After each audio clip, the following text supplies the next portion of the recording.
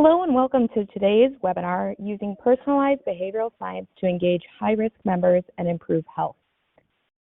Before we get started, I'd like to review a few housekeeping details. Today's webinar is being recorded and an online archive of today's event will be available a few days after the session. If you have trouble seeing the slides at any time during the presentation, please press F5 to refresh your screen on a PC or Command R if you're using a Mac. You may ask a question at any time during the presentation by typing your question into the Q&A box located on the right-hand side of your screen and pressing Enter. Finally, I'd like to remind you of AHIP's antitrust statement located in the link just below the slide viewer. We will, as always, comply with that statement. Among other things, the antitrust statement prohibits us from discussing competitively sensitive information. We're very fortunate to have with us today Scott Taylor, David Bacon, Holly Miller, and Allison McLean. Unfortunately, Sean Miller from Aspire was a last-minute apology due to an immovable conflict, but we're incredibly grateful to Holly, who stepped up at the last minute to join us. Holly Miller is the Vice President of Pharmacy Solutions at Health Dialogue, a population health company that is part of Rite Aid Corporation, one of the largest pharmacy chains in the United States. Holly has over 20 years' experience in various aspects of the pharmaceutical industry, and in her current role, she oversees the daily operations and strategy for the clinical programs of medication therapy management, opioid overutilization, and medication adherence. Allison McLean is General Manager of Shared Value Partnerships at AIA Australia, part of AIA Group, the second largest life insurance company globally. She has worked for the past 10 years in the field of behavioral science, and in 2020, as head of behavioral economics and design, established the team at AIA with a focus on health and financial decision-making and behavior. David Bacon is the General Manager of People Risk Claims at QBE, a leading global insurance company. In collaboration with a range of healthcare, analytics, tech, and academic partners, David and his team focus on helping people bring their life back after injury. Scott Taylor is the CEO and co-founder of Perx Health, with a vision for a world where everyone is empowered and motivated to achieve better health. He has overseen delivery of Perx programs to over 20,000 people living with various chronic conditions and works with dozens of global healthcare organizations, as well as national payers and providers. At this time, I'll turn the floor over to Scott. Thanks, Jocelyn, for that amazing introduction. I'm super excited about the opportunity to host the panel today. As Jocelyn and most of the Perx team know, behavioral science, particularly in healthcare, is one of my favorite topics, and I'm incredibly privileged to be joined by some leading healthcare executives in Allison, Holly, and David to nerd out a bit over how we can better use behavioral science to improve engagement and drive better health outcomes for high-risk patients. By high-risk patients or high-risk members, we're talking about people managing complex chronic conditions, those who are managing complex social determinants of health, and those with complex daily treatment plans. And I think the unfortunate reality is when we talk about high-risk members, we're often talking about people who tick all three of those boxes. But before we jump into throwing questions around at this awesome panel, I thought it maybe makes sense to very briefly provide a bit of context on why we're here.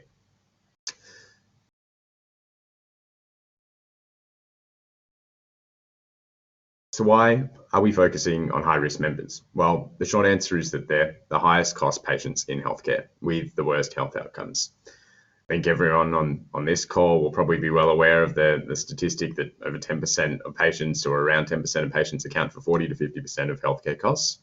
And a patient managing 5 or more chronic conditions, and that equates to around 12% of the US adult population, costs about 15 times more per annum than a patient without a condition. Ultimately, it's these patients where you can make the biggest difference in terms of reducing unnecessary healthcare utilization. And the reality is, if you can't engage these patients when you invest in a healthcare solution or a healthcare intervention, you're really going to struggle to generate a meaningful return. Why we focus on engagement?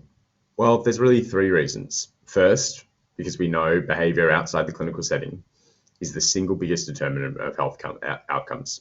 Thinking about lifestyle changes, taking medication, completing physical therapy, we can't influence this behavior outside the clinical setting unless we can engage with patients in their home.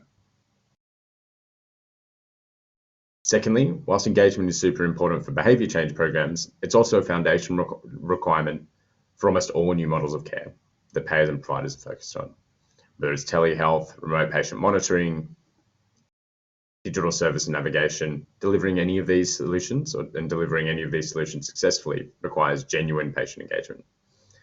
And finally, the other reason to focus on engagement today is that the lack of patient engagement is the #1 challenge cited by US health plans in delivering digital care programs.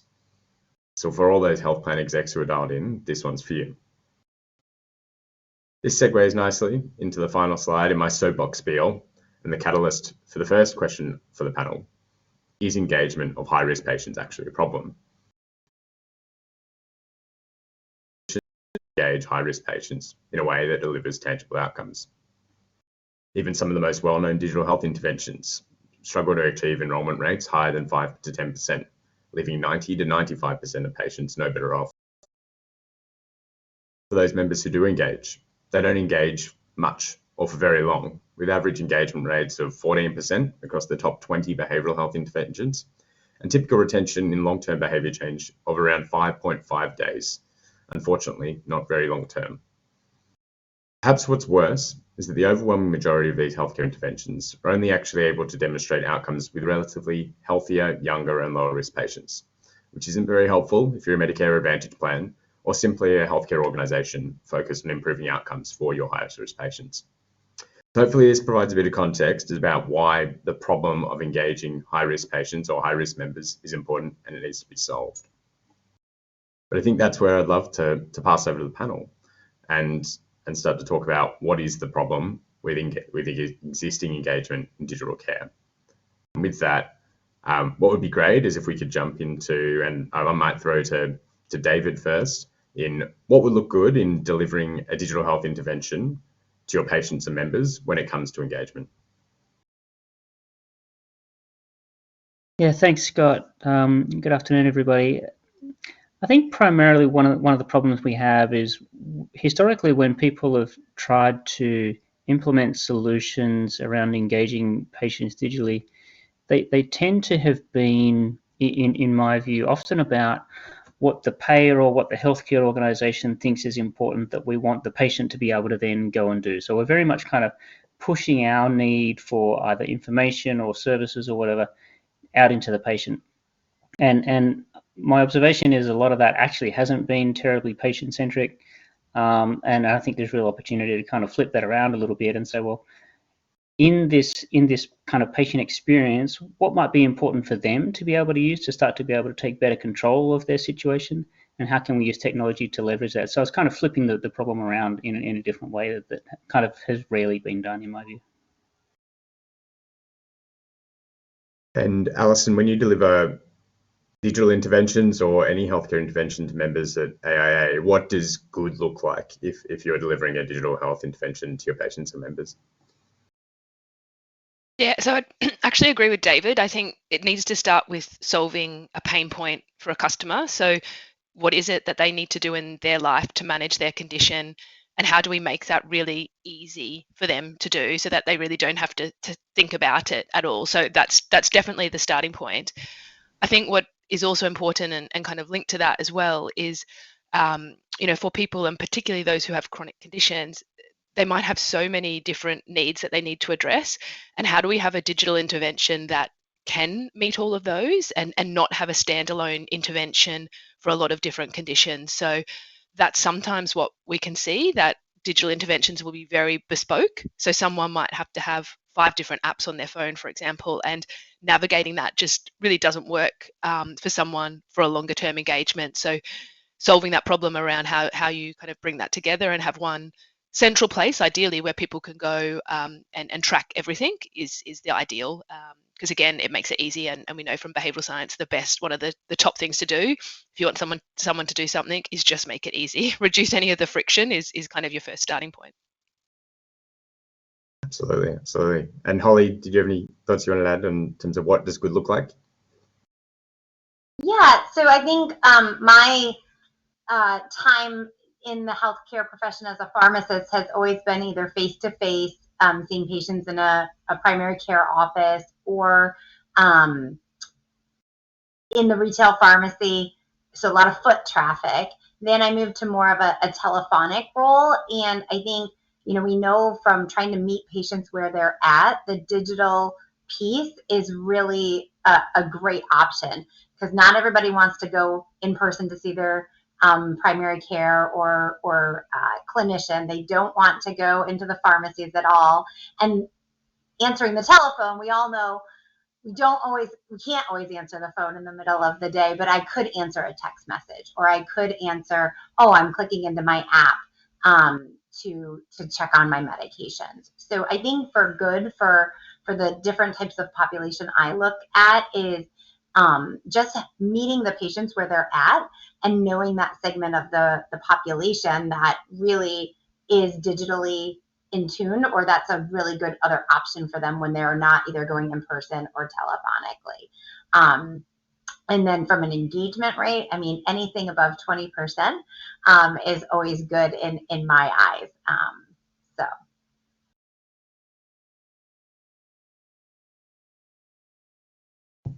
Fantastic.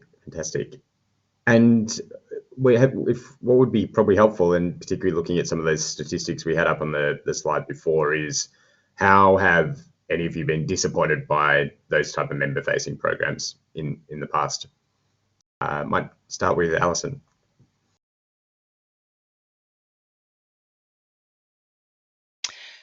Yeah, sorry, I think one of the main areas of interest for me is the longer term engagement of customers as well. So if you think about our role as a insurance company, we want to be with our customers for a long time, and at AAA we have our kind of journey, which is around how do we predict, prevent, treat and help our customers to recover.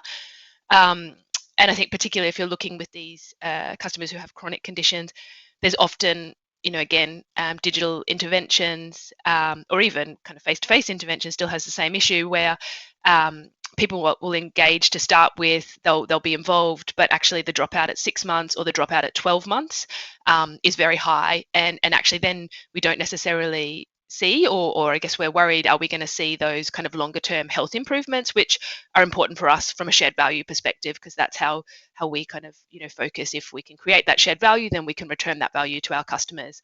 So that's probably the top concern for us. What do we do to keep them engaged beyond the kind of first novelty of having something in terms of a new app that's available? Absolutely. It's hard to drive long-term behavior change if you're only engaging someone for a week or even a month. Holly, any thoughts on when you've tried kind of member-facing programs in the past, that frustrations with engagement or any specific type of engagement? Yeah, I think enrollment and disengagement are probably the two areas that I would focus on.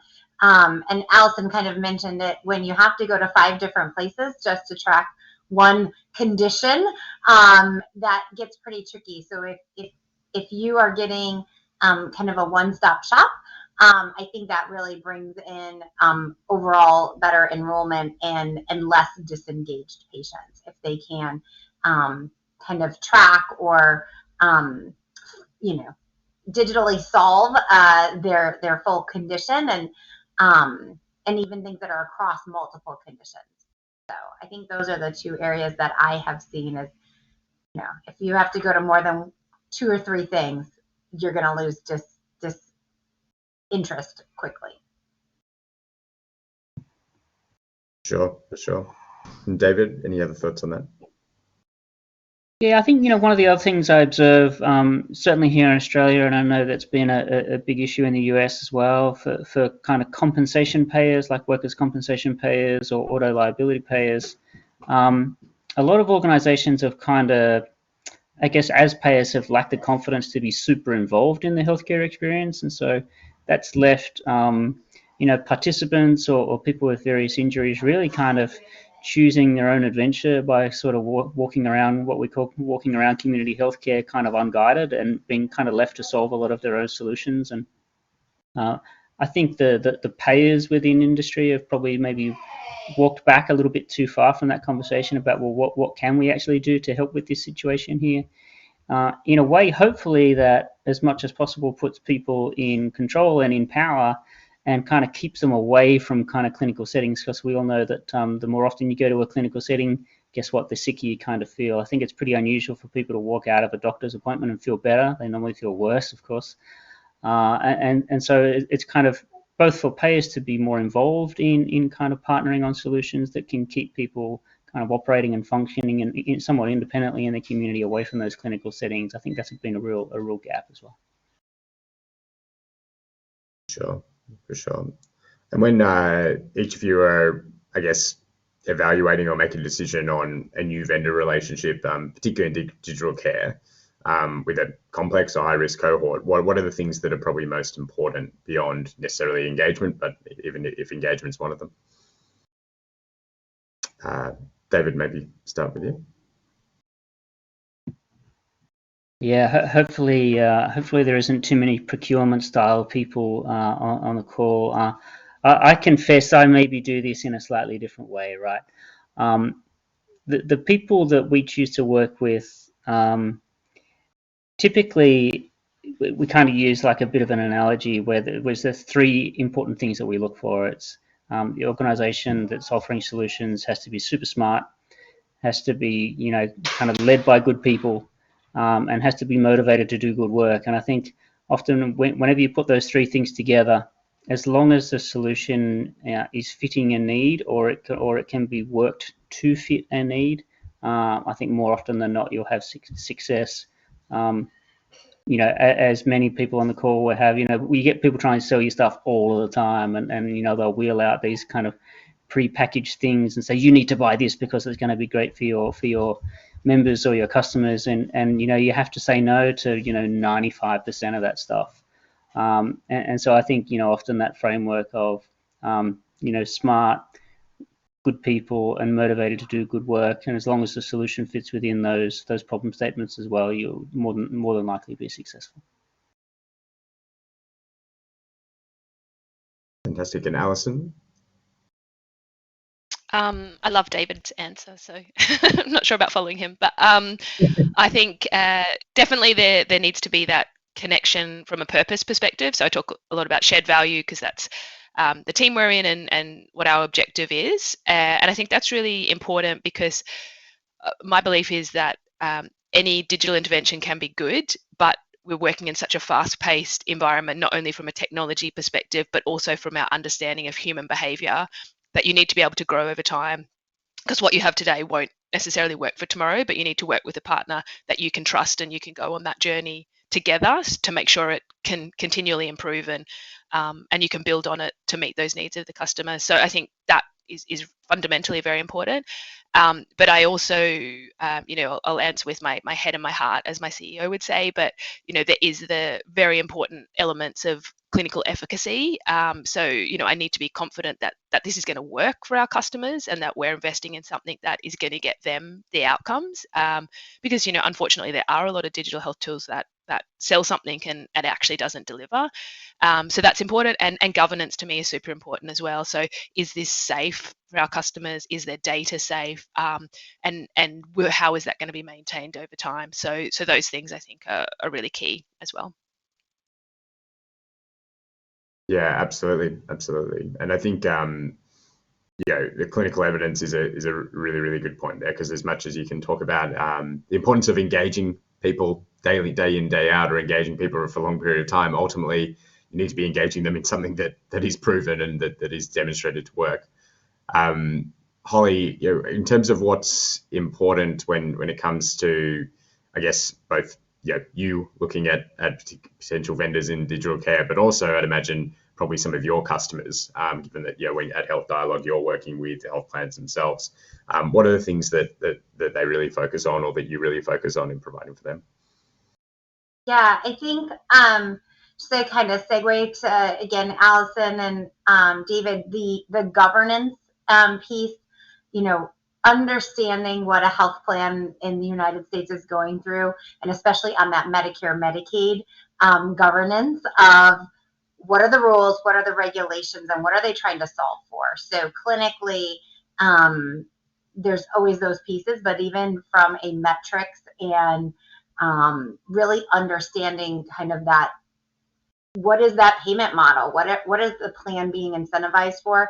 Because they all will say yes, and they do want to take good care of patients. That part is never questioned. Now, which patients and how, and making sure we're meeting some of those governance metrics is definitely a nice thing to have from a partnership, where we're not constantly having to tell them what is important. I think that is huge. And then I think the other piece in the digital space is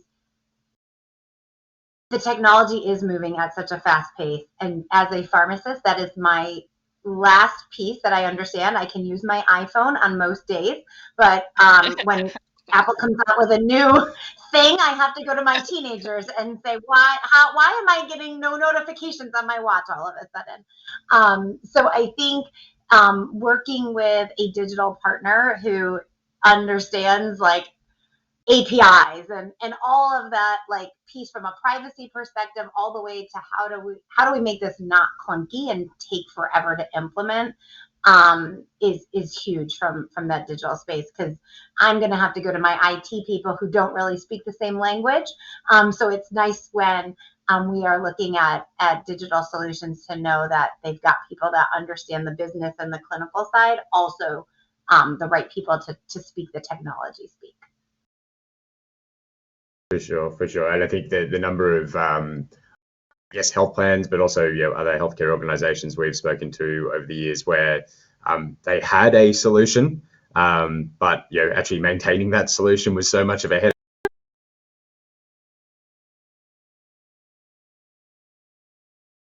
Something we've heard time and time again, so having that, that technology piece, right, is super important.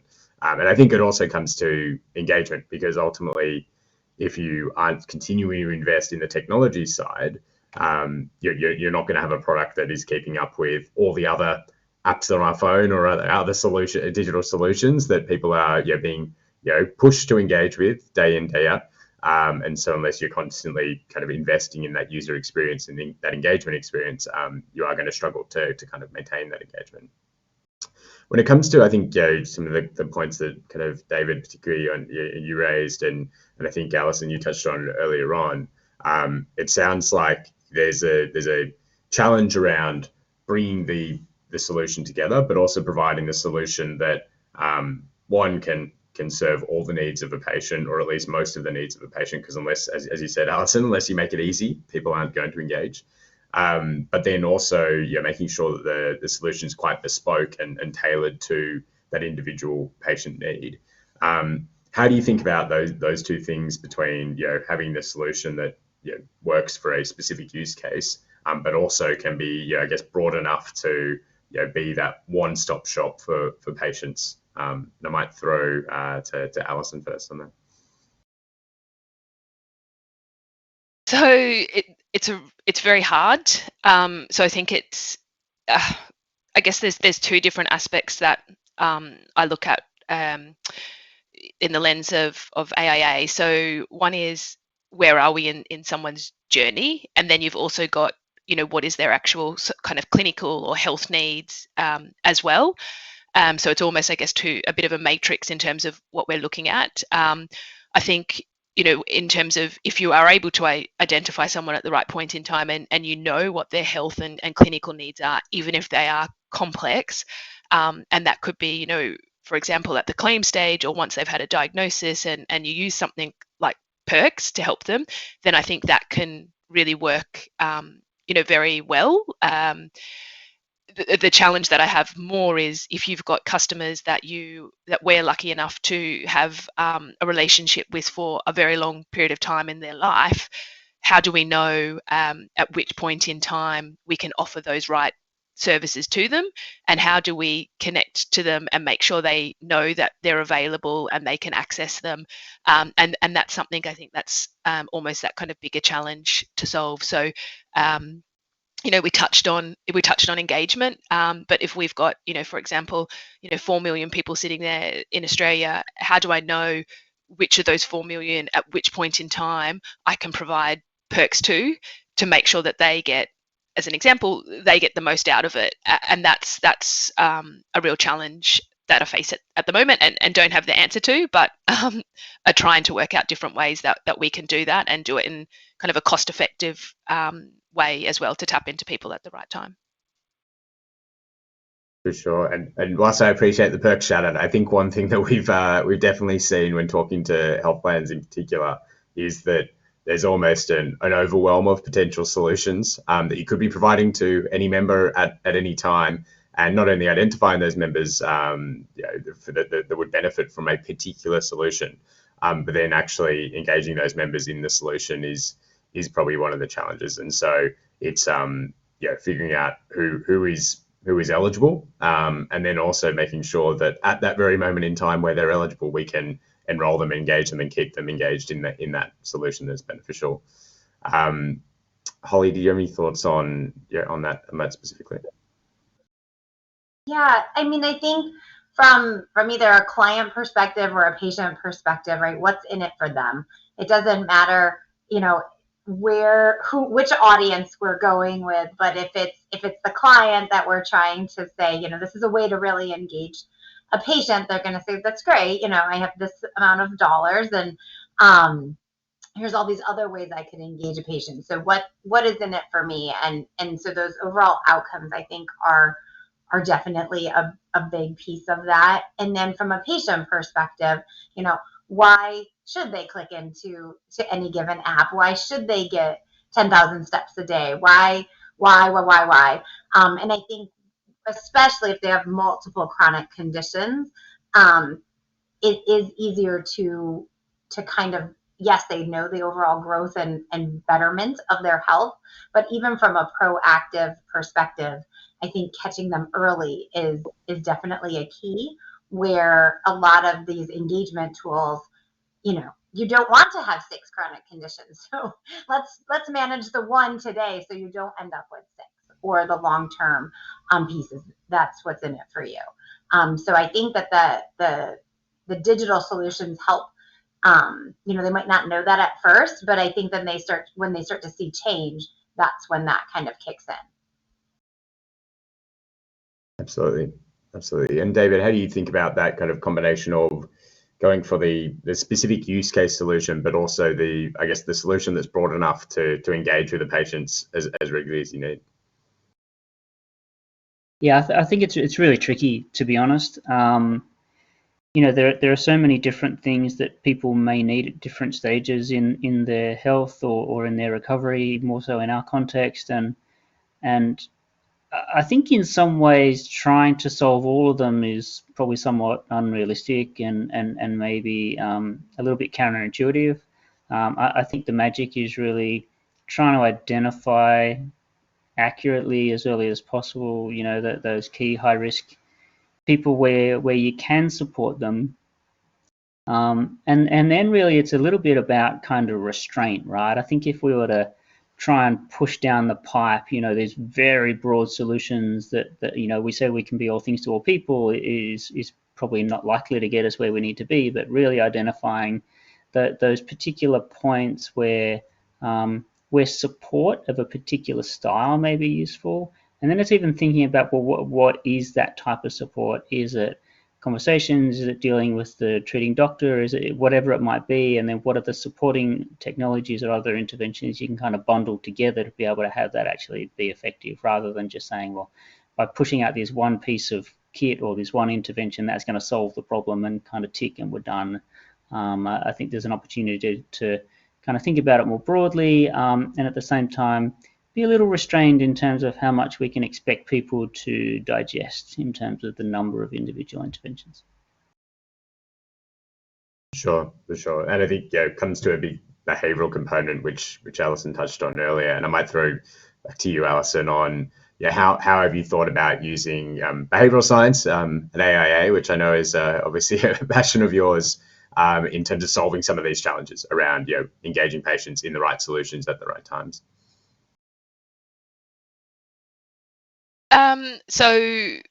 I think there's lots of different ways that we can use behavioral science. So, we can use behavioral science to try and enroll people in the program, or even, once AIA offers to the program to people, make sure people pay attention to what we're sending them. They know what the program's about and they can connect with it, and then onto the enrollment piece. I think, I guess what I would say is, without doing a shout out to Perx at all, but is that what I've liked about partnering with Perx is your ability to personalize how behavioral science is used. And when so I've worked in the field of behavioral science for a long time, and I think we've gone through, about 10 years ago, looking at, does behavioral science even work, and a lot of the studies being done at a very population level, and we see it does work, and and there was great passion and excitement about the fact that it did work, but the changes are pretty small, 1 to 3% on kind of average at a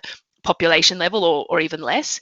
And what we saw over time is that there is so much heterogeneity in behavior, and to really be able to think about what works for the right people requires good technology and data and behavioral science coming together. So yeah, that's kind of where behavioral science excites me, that we're not just using blanket behavioral science, although it is effective, but where you really can get down to what is actually working to motivate some people to change their behavior, and what is different and motivates other people. So how do we bring in those different aspects? So yeah, that's exciting to see, I think, from a behavioral science perspective in the real world application, because it's challenging to do without that good technological and digital capability.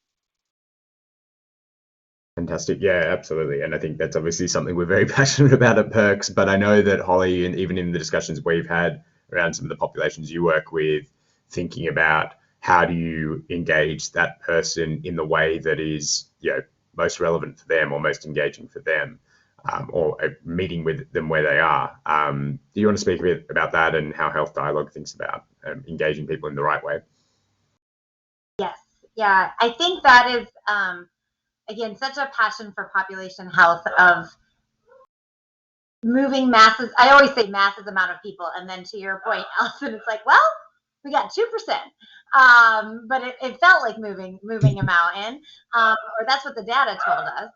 So I think the pieces of that is really learning more and more about the populations, because everybody is going every which way, and again, meeting them where they're at, I think, and then they change, right? Just because you're an in-store person today or a telephonic person today, the behavioral science and the machine learning and the predictive analytics are constantly updating as people evolve and kind of change through their healthcare journey. So I think that's the other piece, is you're not a digital person today and always a digital person. Your story and your mode of communication definitely changes, and I think that's where the behavioral science is cool, because it goes with the patients from a personalized perspective. For sure. And I have no doubt, David, these are probably some of the questions that you're always asking at QBE, and particularly when it comes to claims management.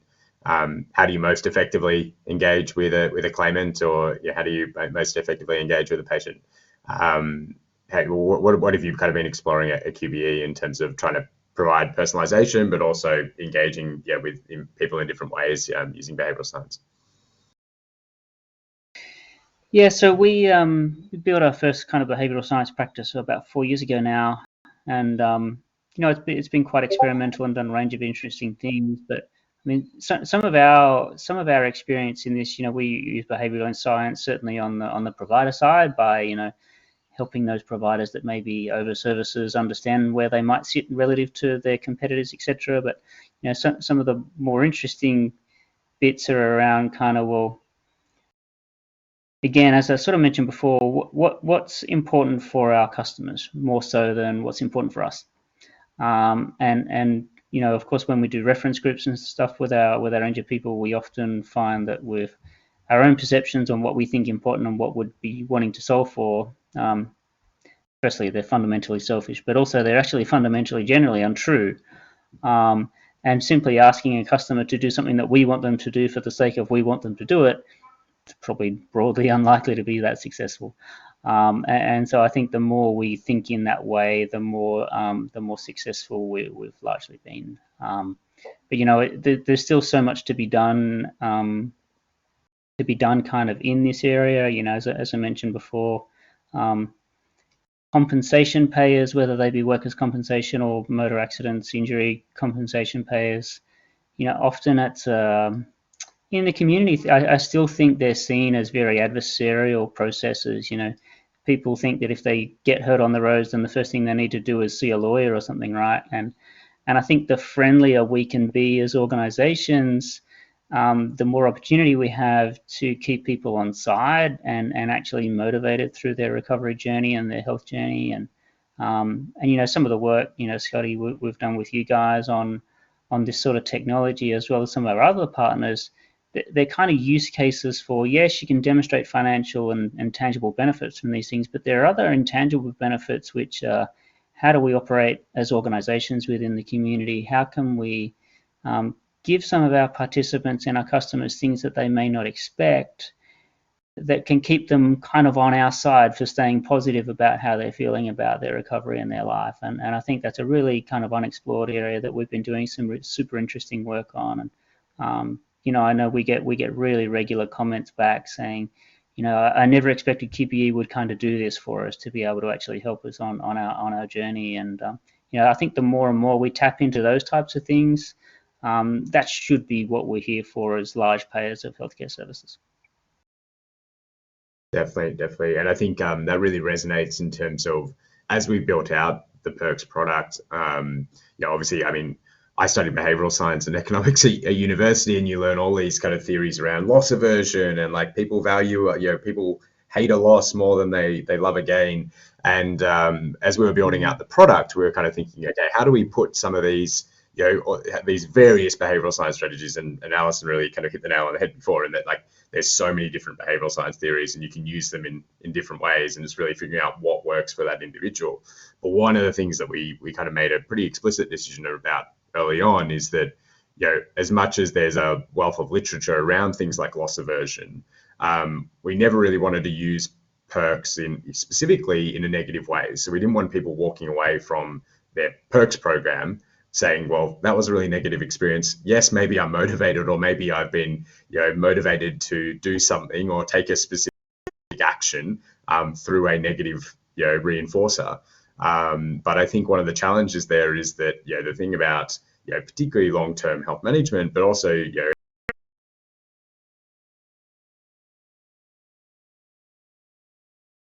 know, and want to engage again. And if we want people to be sticking to their health plan, or, you know, they're managing their health effectively for the long term, we can't just rely on, you know, we need to create a positive experience every time we engage with them. It can't just be, it can't, you know, you're better off using carrots than sticks in many cases, because, you know, ultimately they have to come back the next day and do it all again. And that's the reality of, I guess, long-term behavior change and long-term health management. In terms of, I mean, you've all very kindly kind of raised Perx at various points, which I really appreciate, and was, you know, not necessarily the intention of the webinar, but in terms of our, I guess, the behavioral science approach that we take, what is it about the, I guess, the Perx Health approach that resonated with each of you initially on kind of, you know, first start discussions? And David, we've now been working together, I think, for almost 4 or 5 years, so it might start with you. Then we can pass to Alison, Holly. Yeah, I think as I almost referenced, compensation payers like us had been very, you know, reluctant to almost do anything.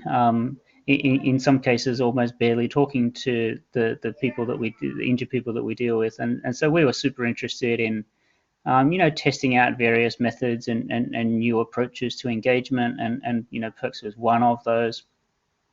I guess when I look back on it now, one of the things that I think is still super unique is that often in these types of programs, you know, people might use the carrot, as you referenced it, Scott, and kind of use that as a longer term motivation, right? So it'll be like break your move goal this week kind of thing, or you know, 10,000 steps and all this kind of stuff, and they can feel, I think, for people that are not super well right now, those things can feel like really hard, right? They're big aspirational goals that people just go, I'm doing like 1,000 steps a day. Like, I've got no chance of Yep. doing 10, right? And I think the thing, we started out with Perx on medication use, as you know, and many of the others, of course, on the call don't know that, but the simplistic action of having to take your pill out of the pack and put it on the bench and take a photo of it next to a glass of water, that was kind of enough to be able to say, yes, I've taken that behavior and that activity far enough to be able to take the opportunity to be rewarded for that today. Breaking it right down into these micro steps and motivating and potentially rewarding people on the micro steps that are leading to the longer term and the bigger health outcome behavior, that's what really interested us at first. And I think one of the things that's still super unique is, it's not intrusively over rewarding people, but it's what are the things we want our people to do in small achievable steps that's kind of aligned to where they are in their life right now that will lead to the bigger gains over time. And I think a lot of organizations have probably got the balance of that piece a bit wrong. Yeah. You guys certainly haven't. For sure. Appreciate that. Holly, anything specific that appealed to you about the Perx kind of behavioral science approach? Yeah, I think one of the things that was key to myself and our teams is that this solution really does meet a lot of different patient types. We can see that it could meet, our Medicare population, like I spoke to. We can see a Medicaid population. We can see an employer group. We can see that, this isn't limited to a particular age or type of patient. And even from like a digital savvy perspective, it's not a hard app to use. It's not a hard solution. And that you can tailor it. It's not one size fits all, and everybody that we ever would put in our programs has to have it. It can be tailored to those different programs or people that are more likely to be digital. But it looks so easy to use. When we play with it, it's definitely engages all different patients across the board. So I think that was a huge win on our side, that it would apply to multiple types of clients and patients. I really appreciate you saying that. I think something that we've been very passionate about from day one is figuring out not just how to work with, I guess, it was one of the statistics we had on the slide very early on, was that I think there's some stat around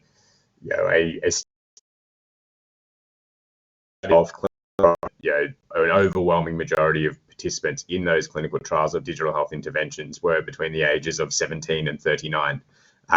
Which when you think about the general breakdown of the patients we're trying to have the biggest impact on in healthcare, often don't fall within that specific age range. And so, even in our clinical research, we've been very focused on how do we make sure that we can prove out that this product works, even as a digital product that works with older populations, and we run programs for for the federal government in dementia. We also with more complex social determinants of health populations with lower health literacy and lower socioeconomic status. And I think that is super important, because as much as you can have a nice clinical trial that demonstrates that HbA1c moved by X percentage points, or people lost X amount of weight, or their blood pressure changed. I mean, unless we're actually measuring those outcomes in the populations where we need to have the biggest impact as healthcare payers, healthcare systems, the intervention itself is probably not going to be that helpful in the real world. Alison, I might let you round out in what aspects of the Perx behavioral science approach resonated with you as probably the resident behavioral science expert on the call.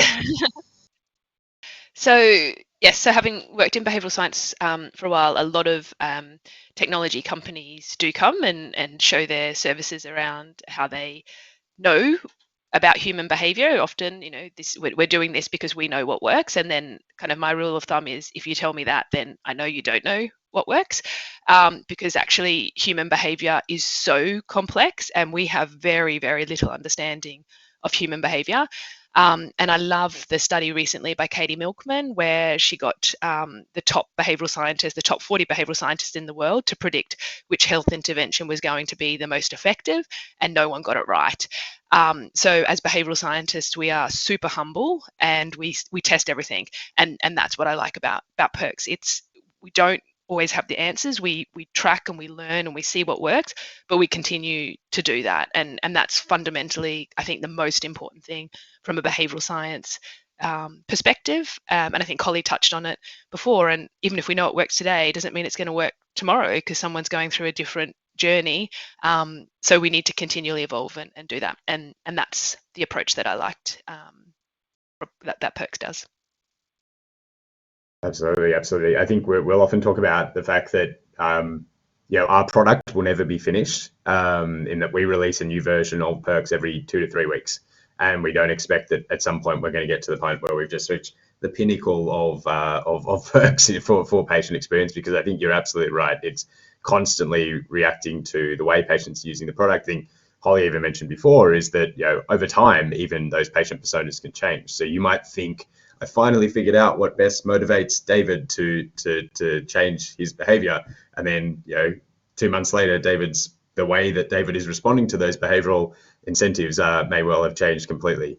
And so I think absolutely something we really focus on is how do you test and learn and always stay, I guess, curious, and always be open to kind of looking at the data, looking at what the kind of feedback is telling you is working or not working. And I think one of the things I really liked about the Katie Milkman study that you referenced was it almost threw back behavioral scientists in the same way the very, very early behavioral science and behavioral economics studies from Kahneman and Tversky were almost analyzing the flaws in how humans make statistical decisions, and it was almost kind of holding behavioral science holding behavioral sciences to that same account of, well, look, the original studies around behavioral science proved that even statisticians can get statistics wrong.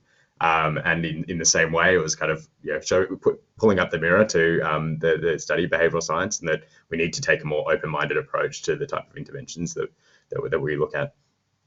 One final question I wanted to ask before we throw to some of the questions that have come through from some of the webinar attendees was just to mention kind of, I guess, the 1 or 2 outcomes or anecdotes that particularly Alison, David, you've seen from delivering Perx programs to your patients or your members.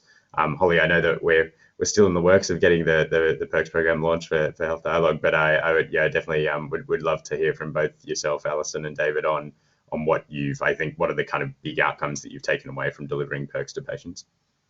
Maybe start with David first.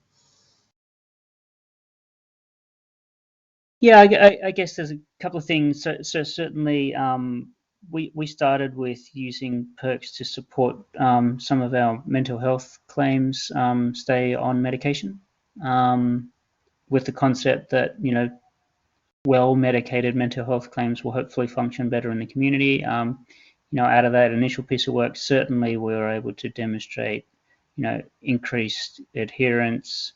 And kind of satisfaction from our injured people, which we were, super excited about. We were careful not to kind of throw too many expectations about the way that we implement various programs. Perx was but one thing that we do with mental health claims, and there's a whole range of others as well. And sometimes it can be tempting to chuck a whole bunch of benefit on one thing and kind of forget about the others. But certainly we were able to, meaningfully move the dial on medication use. And then in fairness, maybe somewhat differently to you probably, unfortunately, Alison, mental health is but a small slice of our work, right? A lot of our work is in fact musculoskeletal injury, and so then we pivoted over to kind of exercise prescription and the whole concept that if anyone's ever been to a physiotherapist and they tell you to do your exercises, nobody ever does them. They just don't. It's not true. No one has ever done home-based exercises that a physio prescribed, I believe. And so we did work jointly with Perx on building out functionality to support that. And again, that's been wildly successful, but both on adherence and satisfaction and engagement. And that's been a very lightweight sort of intervention for us to deploy. and I love the concept that you keep people away from clinical settings as much as possible. Of course, COVID was super helpful because no one wanted to go to clinical settings anymore. I think in the US, you guys probably enjoyed that even a little bit more than what we did down here in Australia. That the kind of advancements in telehealth and remote health during COVID, things we didn't think possible, but 3 years ago now are just expected, right? And Perx, I think was able to take great opportunity in that. And the final thing I'll mention, just as I said before, there's a big part that's a little bit undefined here, and that there's a big part as compensation payers for us doing kind and supportive things for our customers that they may not expect, to reduce the adversarial nature of insurance. And again, just but one use case of how you can deploy these types of things to scale to do the good work, as I say, right? Sure, for sure. And I think one thing you may not be aware of, David, is actually my mum's a physiotherapist. So when we're rolling out the physical therapy or the exercise therapy module for QBE, she was one of the first people to say, absolutely, this is a massive problem. Everyone, when you say adherence, everyone always leaps to medication because it's probably the best known area of poor adherence. But physical therapy or physiotherapy adherence to exercises between clinical settings is a massive issue, and we were super excited to partner with QBE on that. Alison, I might just throw to you in case there's any specific things you want to call out from the AAA Perx program that have been particularly pleasing. Yes, I'll just do a brief response. So for us, we look at which societal problems we think we need to focus on and champion that from a health and wellbeing perspective. And I think adherence is definitely one of those. So, when you look at, which you shared at the start, the statistics on really baseline adherence levels are so low, 30% in some conditions and some mental health conditions. So for us, what we're seeing although it's relatively early days is adherence levels hovering around the kind of 80-90%. So for me, that's just so impactful. So that's probably the kind of highlight that I'd call out for this. Amazing. Well, with that, I think we might throw to Jocelyn for any questions from the audience. Beautiful. So we only have time for one or two, and I'd like to kick off just passing it back to Scott, actually. A lot of solutions actually use behavioral science, so I know there were little underpinnings of Perx throughout the conversation, but we had a question come up. How is this actually different from existing solutions that utilize behavioral science? Yeah, I mean, I think that's a really good question, and one that obviously we talk about quite a bit. I think the best response to that was actually a response that Alison, unwittingly, or maybe due to having heard our pitch a number of times, mentioned early on, which is really around the personalization. I think there's a lot of, if you think about kind of the new digital health solutions and how they've rolled out over time.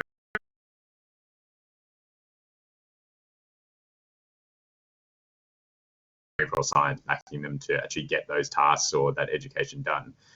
Then you've kind of had a next phase of solutions, which has been really focused around let's take one element of behavioral science, pair it with one aspect of education or of a task that we need to be completed, and then let's offer that same combination of that element of behavioral science and tasks to every single patient. And I think one of the flaws with that Alison rightly pointed out is that, there's a lot of heterogeneity in terms of people's response to behavioral science or behavioral science principles.